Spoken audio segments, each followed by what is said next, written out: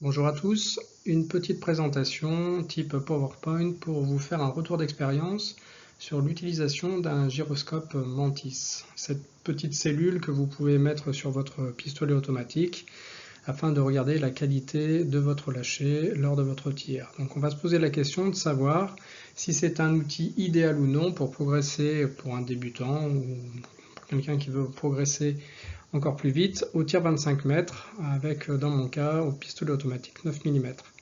Donc pour faire cette étude, j'ai analysé mon carnet de tir dans lequel j'ai mis l'ensemble de mes résultats pendant 12 mois avec la comparaison avec les résultats obtenus avec le Mantis qui est sauvegardé dans un historique sur son téléphone. Alors un petit sommaire, on va tout d'abord aborder le déroulé de la progression sur les 12 mois. Le matériel utilisé, on regardera la progression en elle-même, les résultats sous forme de graphique. Donc ces résultats proviennent donc de l'ensemble des séances qui ont été notifiées dans un carnet de tir. Ce carnet de tir, ensuite, j'ai réalisé un fichier Excel contenant l'ensemble des informations qui nous a permis ensuite de faire ces différents graphiques que vous allez pouvoir voir. Et à partir de ça, on pourra se poser la question de savoir si les résultats en cible, ce qu'on va appeler le TDV, le tir dans le visuel, et le score Mantis ont vraiment un lien, une corrélation possible. Et on pourra faire différentes conclusions, comme celle d'une possible périodicité d'entraînement et pour arriver à quel résultat. Alors le déroulé de la progression sur 12 mois, ce qu'on a appelé la timeline, donc une préparation en janvier-février 2021, donc essentiellement avec un pistolet 9 mm pack, pistolet d'alarme et un pistolet type BB à billes.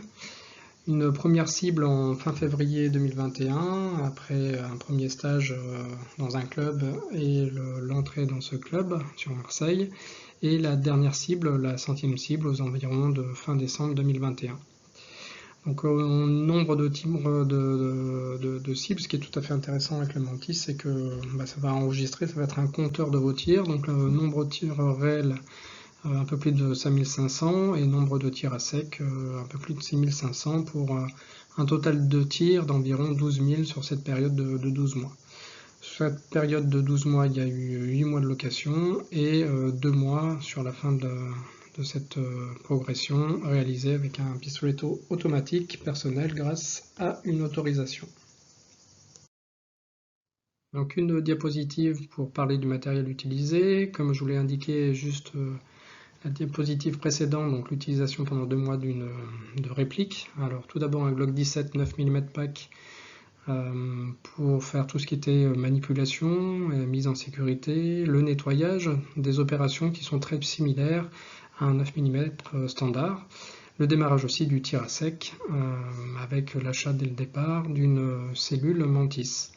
En complément, donc un CZ Shadow 2, donc une réplique à billes, qui permet d'avoir les premiers résultats en cible et d'avoir aussi la notion de blowback, de recul de la culasse, et aussi d'avoir une arme, une réplique transportable, ce qui n'est pas le cas du 9 mm pack qui, pour une arme de catégorie D, doit être stocké et conservé à son domicile. Pour les réels, dans la période de location, essentiellement du CZ Shadow 2 et du Glock 17, ce qui explique les répliques. Et puis lors de l'autorisation sur les 2 derniers mois de cet essai, l'utilisation et l'achat d'un cycle P226X5. Et donc vous voyez sur la photo du P226X5 entouré en rouge la petite cellule Mantis montée sur son rail Picatinny.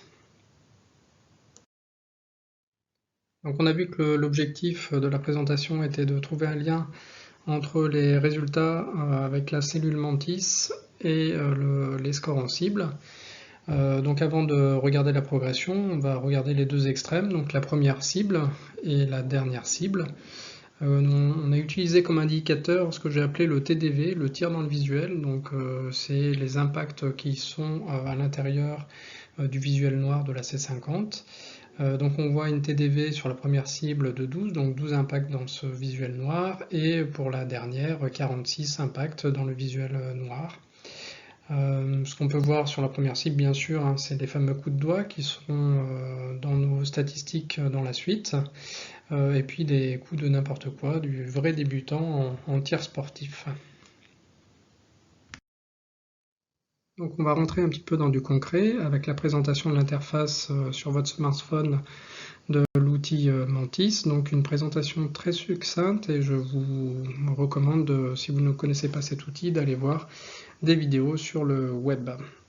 Donc vous pouvez voir différentes couleurs sur cette interface. Donc la cellule Mantis regarde l'ensemble de vos mouvements pendant un tir et donc il y a différentes étapes et chacune des couleurs correspond à une étape. Donc le bleu c'est avant de lâcher, quelques millisecondes avant de lâcher. Le jaune c'est pendant le lâcher et le rouge c'est après le lâcher, ça correspond au recul. Et donc suivant l'amplitude du mouvement que vous avez réalisé, vous allez obtenir un score. Donc vous avez deux types de scores, un score plutôt bon de 96 sur la gauche et un score de 80 moins bon sur la droite. Et donc vous pouvez comprendre, hein, plus la zone jaune pendant le lâcher est ramassée, et plus votre score sera bon. Et sur la partie droite, on peut voir qu'il y a eu une dérive latérale qu'on va retrouver en cible. Hein, donc automatiquement, si vous faites la cellule Mantis détecte ce mouvement, automatiquement en cible, vous aurez aussi un décalage sur la droite de votre impact.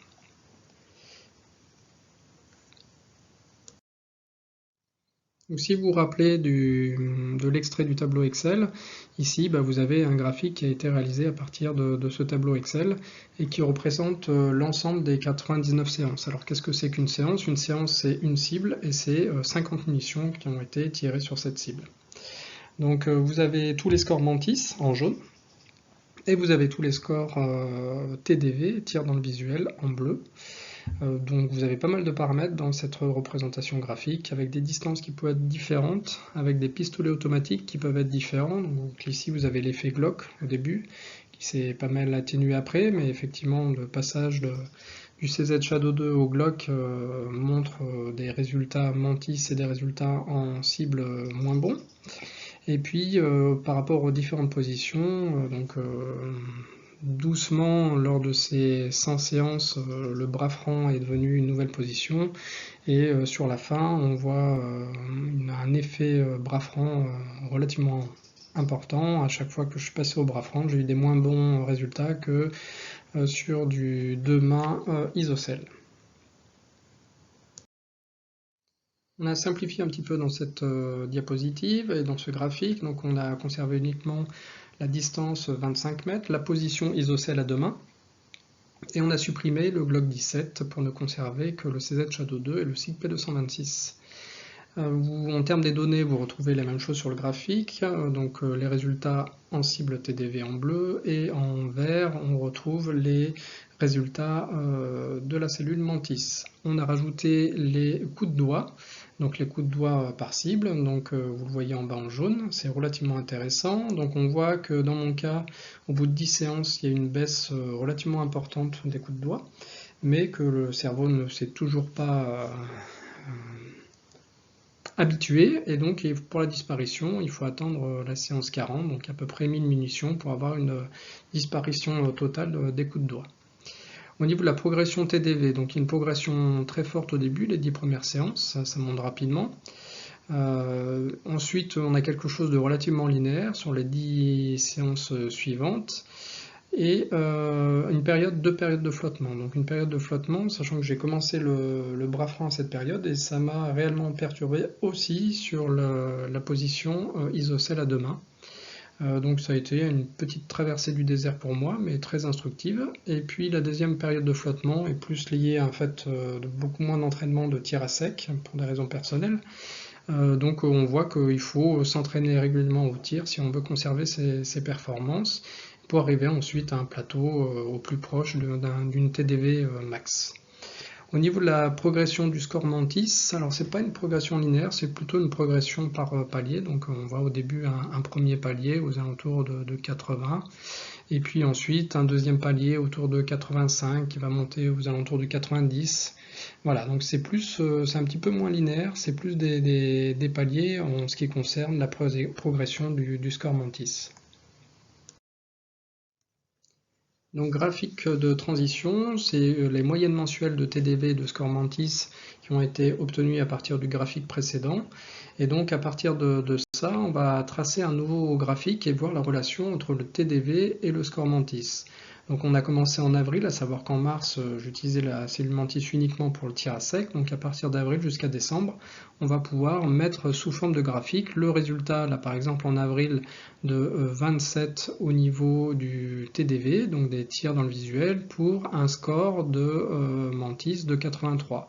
Jusque pour le dernier mois, décembre, un TDV moyen dans le visuel, donc tir dans le visuel de 44, pour un résultat de Mantis moyen de 94 sur le mois de décembre. Et on va voir ce que ça donne sur le graphique. Donc une diapositive clé dans cette présentation où on va essayer de répondre au sujet de la corrélation du lien entre le tir dans le visuel et le score Mantis. Donc là on retrouve les informations de TDV mensuel et score Mantis mensuel que l'on avait dans la diapositive précédente, donc sous forme de points bleus. Et donc on voit que ces points bleus, plus le Mantis moyen est élevé et plus le TDV moyen est élevé, hein, c'est ce qu'on avait déjà relevé. Ce qui m'intéressait moi, c'est de pouvoir prédire le score réel TDV en stand à partir de son entraînement en tir à sec. Donc j'ai tracé ce qu'on appelle une régression linéaire, donc c'est une droite qui passe au plus proche de l'ensemble des points, et puis l'équation de cette droite est ici. Ça nous permet de calculer pour tout score Mantis moyen le TDV probable que l'on pourrait faire. Donc vous avez un tableau ici sur la droite qui résume un petit peu, et donc on voit si on fait un score Mantis de 70, il est probable qu'on fasse moins de 10 tirs dans le visuel sur sa cible C50, et ce qui est relativement intéressant, si on a 95 de score Mantis, il est probable qu'on fasse 95% de ces tirs dans le visuel, donc ici aux alentours de 45. Une dernière colonne qui est à prendre avec des pincettes, c'est plus sur mon ressenti, c'est pas de la statistique, mais c'est les scores qu'on devrait obtenir lorsqu'on fait un score Mantis. Donc si on fait un score Mantis de 80, on va plutôt mettre dans la zone du 4 de la cible C50, alors que si on fait un score de 90, on sera plutôt aux alentours de 7-8 au niveau des points possibles sur la C50. Un dernier petit point sur ma période de 12 mois, ce qui est un petit peu moins le cas actuellement, mais au moins la première année, j'ai vu que les scores à sec en Mantis étaient légèrement supérieurs aux scores moyens obtenus en réel. Donc il y a un petit décalage à prendre en compte. Donc ne vous étonnez pas si vous faites un petit peu moins en Mantis en réel qu'en tir à sec. On a vu dans la diapositive précédente qu'il fallait un score aux alentours de 95 pour obtenir une TDV proche du max. On peut se poser maintenant la question de combien de tirs il est nécessaire pour obtenir ce score et donc obtenir cette TDV max. Donc dans ce graphique, on a mis la performance du score Mantis en fonction du nombre de tirs. Donc on voit que l'on démarre en dessous de 84 et au bout de 10 000 tirs, on obtient un score Mantis aux alentours de 95. Donc ici vous avez 5000 tirs, parce que c'est uniquement les tirs réels, mais auxquels il faut ajouter les 5000 tirs aussi à sec.